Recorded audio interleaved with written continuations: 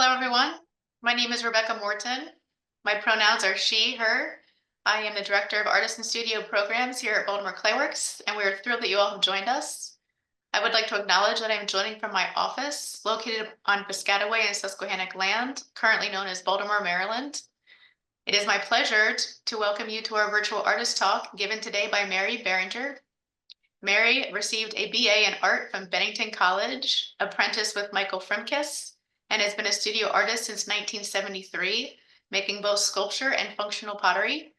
Her work has been exhibited internationally, and she has taught widely at universities, art schools, and craft centers, including Ohio University, Hartford Art School, Penland, and Anderson Ranch. She has written and lectured on the history of ceramics, and from 2004 to 2014, she served as editor of the Studio Potter Journal. Since stepping down from that role, she has done freelance editing and writing along with her studio work. She lives and works in Western Massachusetts. For more information about our artist talks, please visit our virtual library at baltimoreclayworks.org and tune in for our next studio tour on Tuesday, May 5th with Kashima Robinson, our Embark Fellow from 1:30 to 2. I will now turn it over to Mary. Thank you, Rebecca, and welcome to everybody. I'm here in beautiful Western Massachusetts, Shelburne Falls, and I'm very happy to be here, and I'm thrilled to be coming to Baltimore, which is close to where I grew up in southeastern Pennsylvania. My talk is kind of a roughly chronological journey through my time as a studio potter. There's some clumps of thematic material, but giving a slide talk is kind of a chance to organize what otherwise seems like a rather haphazard and random process by which you go through your life and change things and develop things and have opportunities and get pushed in a different direction than you expected to go. So it all looks a lot more coherent when you present it as a series of images. And so it's nice to be able to have an opportunity to do that. So I wanted to start with this image because I did not make this pot, in case you're wondering. This is a picture by Josiah Wedgwood. And for people in my generation of studio potters, I would call Wedgwood a kind of very strong negative influence in the sense that this is the kind of pottery that we wanted to get away from when we became potters. That kind of very refined, kind of what I would call china cabinet pottery. And so as much as a clear idea of what I was moving toward, I had a definite idea in 1969 or 70 when I first touched clay of what I wanted to move away from. And that was good old Josiah. I've come to appreciate him a lot more since I started teaching ceramic history, but at the time it was like just represented everything I didn't want to make. This is my first studio in Hartford. And when I graduated from college, I just wanted to get started being a potter. I felt actually that there was a chance that potters could really make a change in the world, which of course was an extremely naive idea, but I am not sorry at all to have started out with such an altruistic vision of what it meant to be a potter. And I wanted to be in an urban place and kind of be a potter in the world, even though I had a sort of vague, fuzzy idea of what that would mean. This is when I first started really looking at historical pottery, I would say this is the kind of pottery that I was really drawn to. Chinese, this is a Sung Dynasty pot, and it's very simple, almost austere, but it also has kind of a sense of air inside of it, of air pushing against a kind of somewhat leather hard wall. And I only mention that because maybe at the time that I was first learning about pottery, Japanese teaware was held to be a very, kind of one of the ideals of pottery, but that's a very loose, sort of wet clay kind of pottery. And I think from the very beginning, I was kind of a leather hard girl, not a wet clay girl.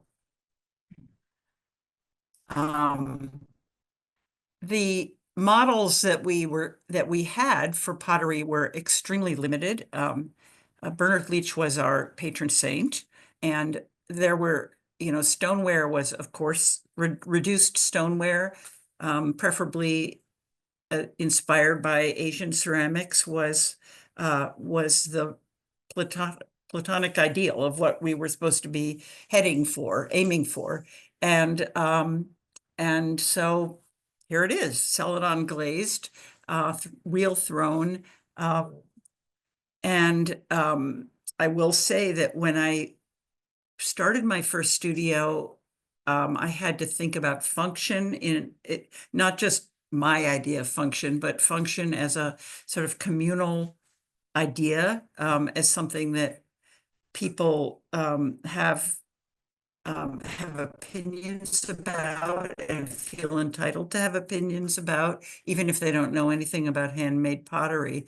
And so a very important aspect of my first studio was beginning a dialogue with the larger world about what pots mean to people and where they live in the world.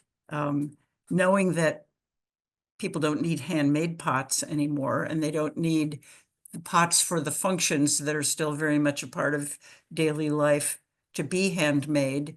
I'm making a choice to make them, and they're making a choice to use them. And so there's a kind of active sense of looking and thinking and engaging with pots that's going on both sides. So these are the kinds of pots that I made back then in the 70s. I loved working on the wheel, and of course it also, because of this very sort of almost doctrinaire idea of what real pots were made on the wheel. However, after about 7 years of doing that, I found I had my first experience of a kind of recurring theme in my working life, which is a changing relationship with limitations, I would say. So the limitations of the wheel and of function, which I had very happily embraced, and which seemed like a springboard for a whole creative exploration, started after a while to feel like constrictions rather than fruitful limitations. And I'm interested in the way the relationship that artists have with limitations, because I think we deploy them and use them and experience them differently at different times in our working lives. So at the time, it felt like, oh no, what am I going to do? There was a sort of murky period there. And I ended up kind of going away from the wheel and starting to hand build. And really, I've never looked back, I would say. And what that did, it did a couple of things. One of the things that it did was really slow down my process, because hand building is slower, and because a coil built pot is built incrementally rather than being made out of the amount of clay that you wedged. So there's a different process by which your idea evolves because of that incremental additive kind of technique. The other thing that it did, I would say, is opened up an entirely new, huge realm of the history of ceramics that I had never looked very carefully at, which is the history of hand-built pots. and the history of potters who worked before the wheel was developed, outside of cultures where the wheel is the standard, outside of cultures maybe where the table is the standard surface that pots live on. And so it was a hugely expansive, rich kind of opening up that hand building kind of precipitated. And I really never went back onto the wheel, actually. I think that incremental pace really suits me very well. It suits my temperament.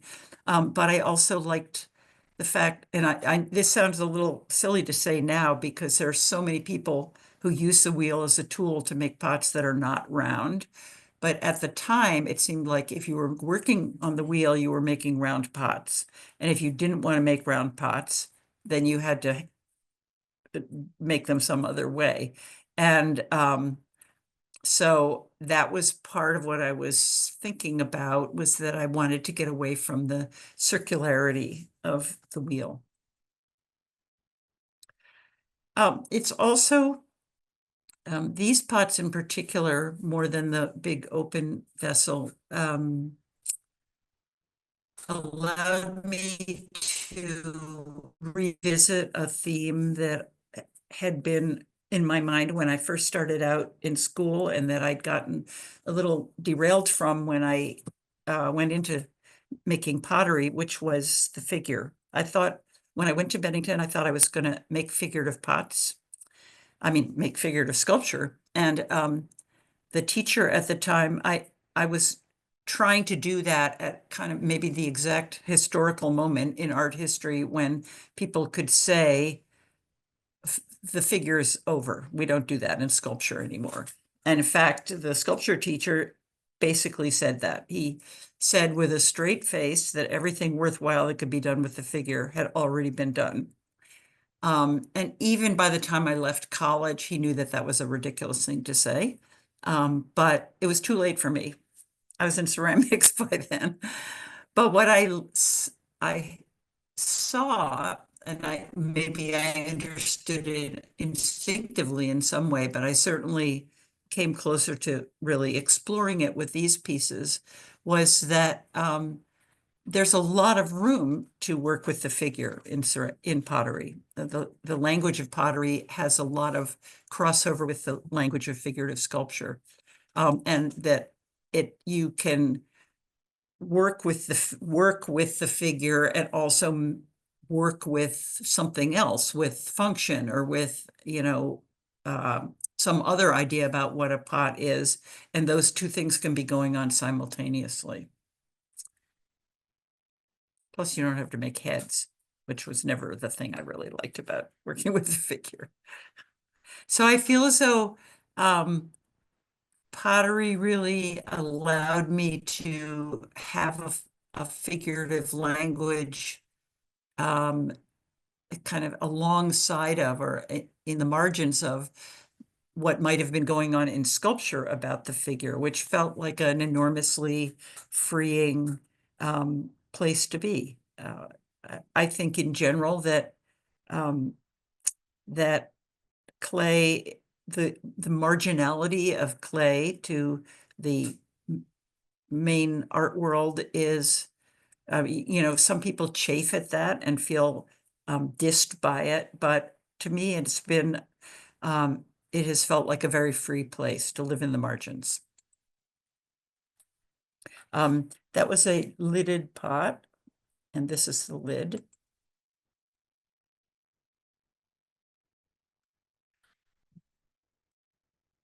Which was a kind of a sly little way to make a sculpture that you had to engage with your hand, because you couldn't see the whole thing. I mean, we know that as potters, we know that you can't see, you can't take in all of a pot by looking at it. You're supposed to touch it and turn it over and have a sort of physical relationship to it. But that's not really, they frown on that in galleries in general. Um, at a certain point, I felt like I had pushed the vessel as as far sculpturally as I could, and then the question arose whether, like, do these need to be pots, really? Um, and at that point, I mean, I think what the sculptural vessel is a kind of um, one of the possibilities in modern ceramics, but if you're not really working with function, I think the question of whether it needs to be a vessel or whether you're just making vessels because you started out as a potter kind of arises, and you need to ask yourself that question. And at that point, the question was, no, they don't actually want to be vessels. They want to be something that engages the hand, but that doesn't have a sense of that internal space or volume. So they are hollow nominally because I didn't want them to blow up, but it's not about the inside of them at all. And these are about, but they're still the scale of pottery. I mean, none of them is bigger than maybe 20 inches, and that would be the bigger ones.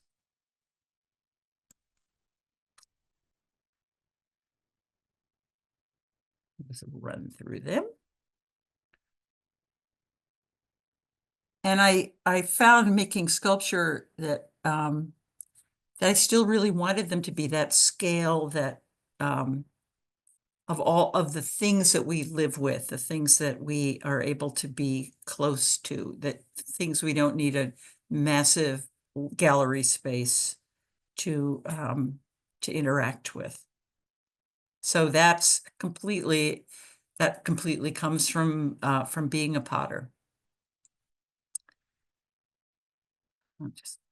Um, I did, however, find that I was missing some of the language of pottery.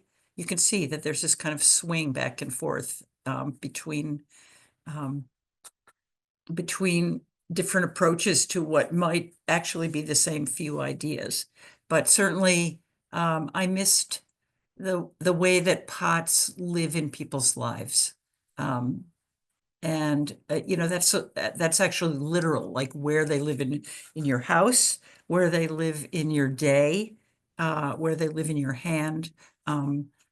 Pots have privileged access to a certain realm of people's experience and their lives.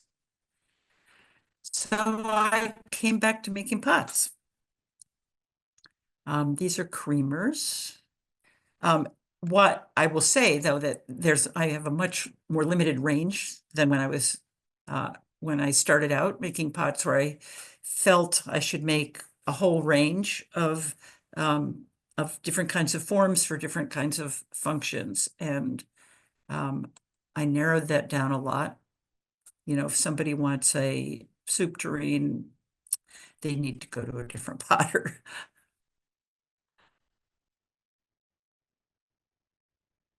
It's funny, usually when I show these images, there's somebody to ask me questions in the room. So I keep thinking someone's going to ask me something, and maybe they are asking things, but we'll get to those later. These are made, some of these pots start in a press mold with a slab, and then I build up with coils. And platters are kind of, in a way, they're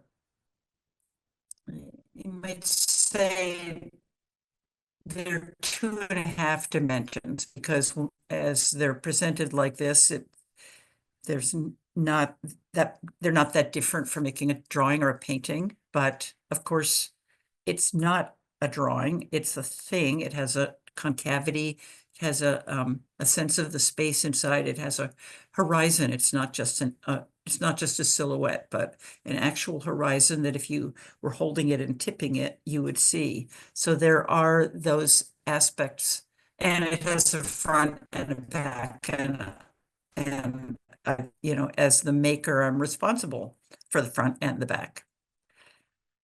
So it's a little disingenuous to present them in this kind of modern art format where you get a background, black background and show something head on, because that's not actually the way you experience them most of the time. And I like that. I mean, that's part of what I'm working with.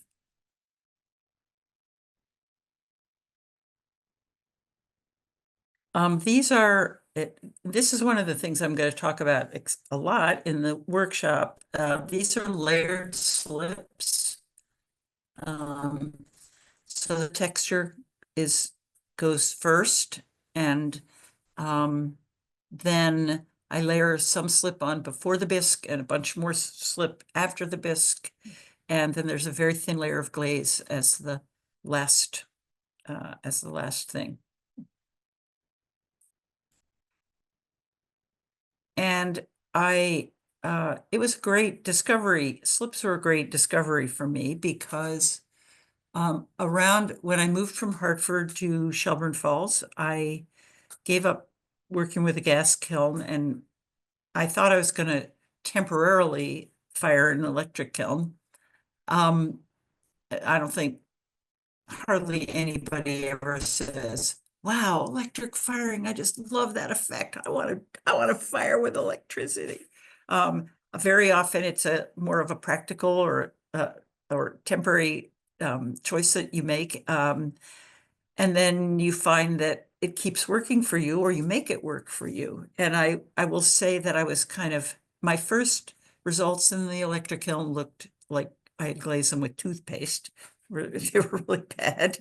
But I took a lot of encouragement from, first of all, from the example of Hans Koper, a British potter, um, who was very active when I was a young potter, and who fired in the electric kiln and who made work that had a kind of depth to the surface that I thought, okay, if he can do that, I can figure out how to do this. And the other, maybe the other source of encouragement was from the fact that working within limitations is actually a very potterly condition. Potters for most of the history of ceramics have worked with the clay that was available and the firing technology that was available to them, and made, I think we can all agree, transcendent objects that have that continue to have so much life and spirit in them. And so it's very recent for us to say, well, I have this idea, so I need to do this. I need this material or this kind of kiln. And remembering how tight the technical restrictions on most potters for most of history have been, kind of helped me feel that I should push against and try to really probe what an electric kiln could do, what materials could do in the electric kiln, um, rather than say, well, a soda kiln would be really nice. I think I'll just figure out how to build one of them.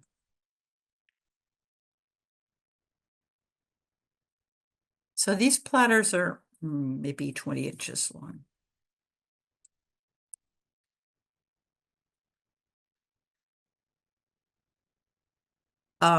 As Rebecca said, and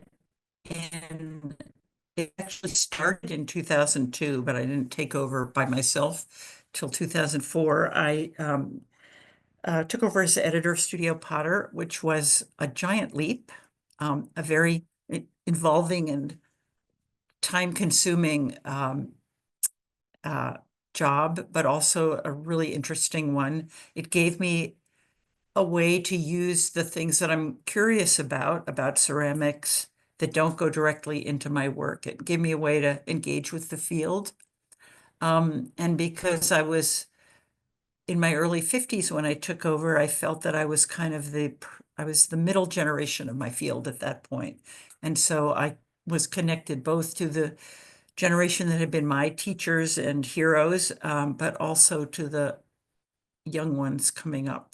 And that felt like a fabulous position to be in.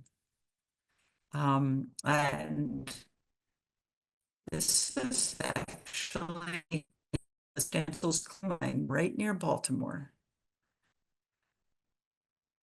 And I love doing it. It was challenging in many ways. The working with people on their writing was something I didn't, I'd have to honestly say, not sure I understood what editors do. But I learned and I loved that part of it. It was really challenging to figure out how to keep a nonprofit print publication afloat. And it was just an enormous time commitment. And one of the things that came out of that was realizing that it was not an option for me to give up my studio practice, both psychically and financially. But I realized that I really needed to think about what I was making and fit it around the time that I had in the studio. And those sculptures, which are very simple, but to get to a simplicity that's complex and interesting rather than a simplicity that's just generic and dumb, takes a long, long time in the studio. And I just knew I was never going to get past square one with those pieces. So I started working smaller. Um, and one of the things that I first kind of discovered doing that were these little plates, which continue to be something I love to do. They're press molded and they function as as kind of sketchbook pages for me. And I don't think I'd ever really appreciated, maybe since I'd stopped working on the wheel, the role of something that has that kind of playful, not super time invested, yeah, maybe I'll try this. But also that's kind of a warm up to larger or longer practices. The function of that in your studio life and how important it is to have a place that you can play. And sometimes though the ideas that I first try out on those little plates end up in bigger pieces. Sometimes they don't, and that's fine too. You can still put a cookie on them. So these are some bigger platters. And I actually, after years, a lot of years of just using layered slips and then a very thin layer of glaze just to give it a little bit of sheen and to seal the surface a little, I kind of rediscovered glaze, like melt. And the difference, the contrast between the glaze surface and the slip surface. Oh, see, I can't see the preview, so I'm never sure exactly what's going to come up. But I want to just talk about drawing a little bit. Over the years, I've done drawing in a lot of different ways, but lately I'm not doing a lot of formal drawing, although I'm doing some collage work that I'll show later. But drawing as a way to look at things and as a way to um, keep to use my hand in a different way, both makes me more comfortable doing things on the surfaces of my pots and keeps my eyes kind of washed off and fresh. Uh, and so I really, really encourage everybody to have some kind of drawing practice, even if it's just doodling. If you think you're not, oh, do not do this. I'm actually driving when I did this drawing. Okay, I'm going to move right along here. Do as I say, not as I do. Um, just as a way, it's a way of being really alive, I think. It's a way of seeing what's around you more more freshly and in a more um, less habitual way. So these are my drawings. It's a great way it's a great thing to do when you're traveling. Um, of course, I use my phone taking pictures when I'm traveling, but drawing is a different way of being in a place than taking pictures. Piggies. So I just wanted to include those because because the workshop is going to be talking about the surface. And as uh, it's been my experience that probably the majority of people who work in clay have the conviction that they can't draw, and that they want to do something like it's about something different. It's not about drawing and they don't know how to draw. So expanding your idea of what drawing is and of how that could play a part in the pots you make is a lot of what we're going to talk about in the workshop. Meanwhile, I'm just gonna move along. These are some sculptures that I made. Um, in it's kind of a cliche of many different kinds of museums that you let artists roam around in the museum and be inspired by something, and then you have a show of what they saw. And when Encika was in Providence, I was part of a group of artists that were invited to go to the Whaling Museum in New Bedford, Massachusetts, and pick something, do some work that was related to that experience. And it was almost overwhelming. I'm a slow thinker, and I'm not somebody who can go and look at things and then go right back to the studio all jazzed up and make something that is inspired by that. So it took me a long time to find something that was on the right point of the continuum between jaw-dropping and not interesting, that where I I wanted to kind of work with it. It was something that I was drawn to, but something that had room for me to uh, play with, do some permutations of. And this is a part of a whaling boat called the loggerhead that is very pot-like. It's the part on it's the front of the back of the boat that has where the rope that's going to be attached to the whale when they drag it in is. And it's a wonderful shape. And when you look at a lot of them, they have that same kind of different proportions and slightly different angles. That's very much like the way potters work through um, the permutations of a form that doesn't change radically, but changes in its proportions. So that was a really fun project. But now we're back to pots. These you can't really see, but these do have some glaze on them. These are sushi plates. And these are more little plates. I probably make a couple hundred of these a year. Maybe not that many. I'm a hand builder. I'm very slow. But you can see I'm starting to, there's the glaze is part of what I'm playing around with on these plates. And the glaze against a sort of soft, it's a padded out slab, so it has bumps in it. And both the contrast in the amount of sheen and the color and the texture are all things that I'm having a good time playing with. Some bowls.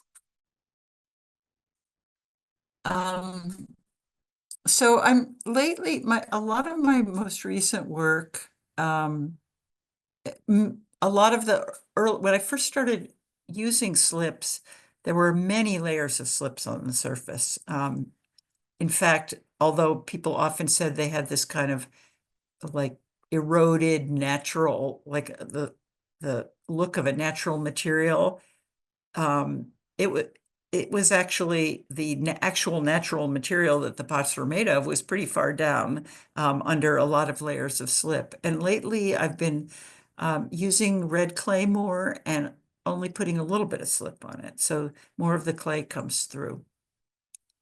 So it's a red clay with a red terra sigillata on it that is almost, but not quite the same color.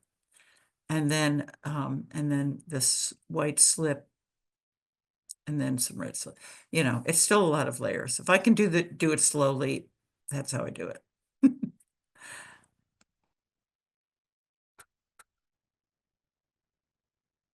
But I am really loving the the way red clay looks. These are these are my pandemic pots, actually. Although as is typical, I didn't really make a conscious choice and I didn't know what was happening when I started making them, but I was making these what I call snack trays, and having a really great time making them. And it happened to coordinate or coincide with when I sort of stopped sitting at a table and eating meals with a lot of people and sat in front of the TV watching Netflix while I was eating my dinner. Um, so I think it's funny the way our ideas, I mean, when I think about plates, I hardly ever use a plate with a knife and fork. And so I'm more likely to eat out of a bowl or eat a bunch of things that I could put on a platter like this, which is a far cry from the dinnerware orders that I used to do when I first started out. But I know there are still people work eating off dinner plates. These are just a couple of pieces that I made recently on pieces of slate. It's my new drawing material.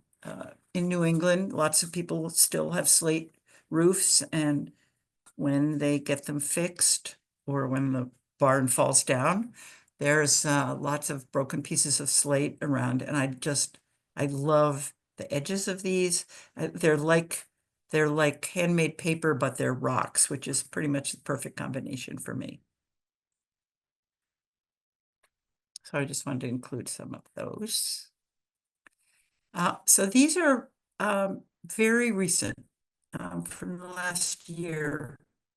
And I started making these big jars. I hadn't made anything that was as maybe traditionally pot-like in a very long time. And I found it incredibly satisfying and thrilling even to make something that has this kind of really primal volume that is the kind of the basic characteristic of many pots.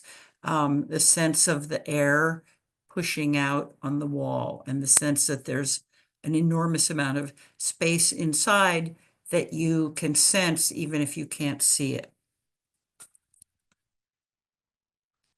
So these are, I just had last weekend, like 2 days ago, we had the Asparagus Valley Pottery Tour. So there were lots of people in my studio. And several people felt compelled to hug these pots. So I'm thinking maybe they're actually emotional support pots.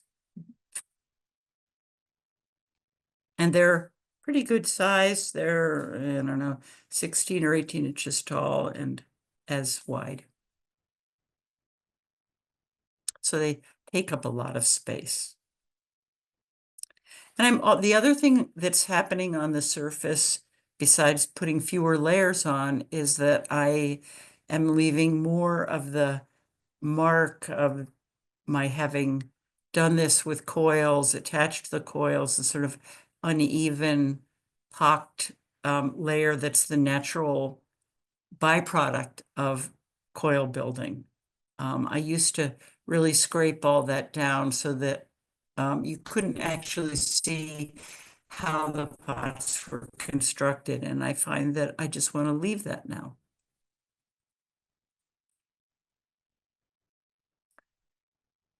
And then work from there out, with putting something else on the surface. But um, it's an interesting process because the surface is, already has a lot going on it.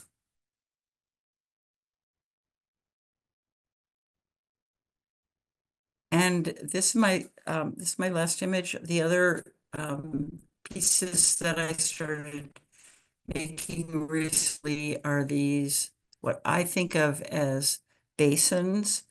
And because I spent 12 years really thinking about words and the words that potters use, and how the language of pottery is both very personal and shared. Um, I find it interesting to think about the words that we use for different kinds of pots, and what a bowl is, or what a cup is, or the difference between a cup and a mug, or the difference between a box and a jar.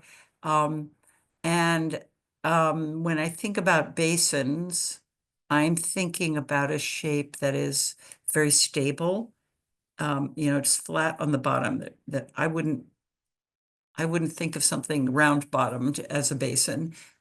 There's a quality of stability, but also of what I would call generosity. That it's open, um, and very um, uh, open to the viewer, and kind of inviting you to come inside it in a way that's very different from the jars that are closed in and that hold their volume inside of them.